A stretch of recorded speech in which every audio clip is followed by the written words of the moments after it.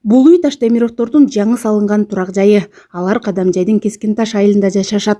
Буга чейин алардын 2 кабаттан турган 8 бөлмөлүү үйү күйгөн. Бул жайда 6 киши баш калкалап турган. Мен болсо эсим о, мени больницага алып кетишиптир. Иш кылып түптөн күйүп калды да эчтеке калбады.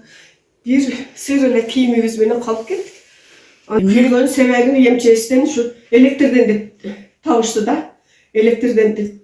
Эndi бул үйүбүздүн ушу зымдары эскирип калган бекен деп ойлойм да. Тилсиз жодон улам баш калкалоого жай жок үй бүлөгө айылдаштары демилге көтөрүп, үй салып беришкен.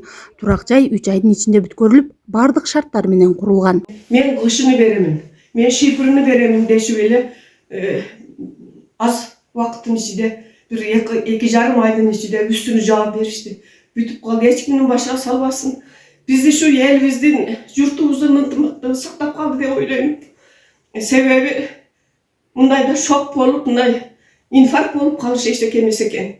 Ушу элибиз, журтубуздун окуткан окуучуларыбыздын жардамы менен Кудайга шүгүр, шулар бар экен, шулар кылып берет деп эле отуруп калдык да.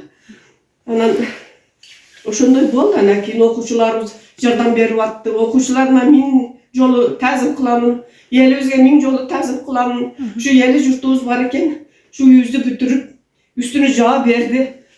Агай менен эжегей болот негизи, окуучулары көп, эмгеги сиңген, ошонун үчүн дагы бардык айылдар окуучулары колдоо көрсөтүп, ушул үйдү 3 айдын ичинде түптөдүк. Өрт болгон күндөн айылга кайрылдым эле, 1 сааттын ичинде менин телефонума, менин салымымда 120 000 сом акча түштү. Ошол эттен башталды. Үйдүн бардыгыны нөлгө түшүрүп, кайрадан ушул эжекей менен агай үчүн сонун кылып эл колдоп салып бердик. Таштемировдордун үйүндө өрт чыгышына электр мамычаларын эскиргендиги себеп болгон. Үстүбүздөгү жылдын 11 айында 288 өрт кырсыгы катталып, анын 139-у турак жайда катталган. Мындан улам өрт коопсуздугунун кызматкерлери сак болууга чакырат.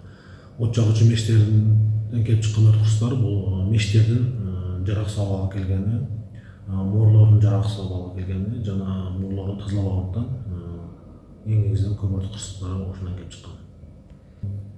Ошол өрттүн алдын алуу максатында жерлердеги өзгө жагдайлар бөлүмүнүн тарабынан, өздүк курам тарабынан күн сайын жөө жүрүп түшүндүрүү иштери жүргүзөт.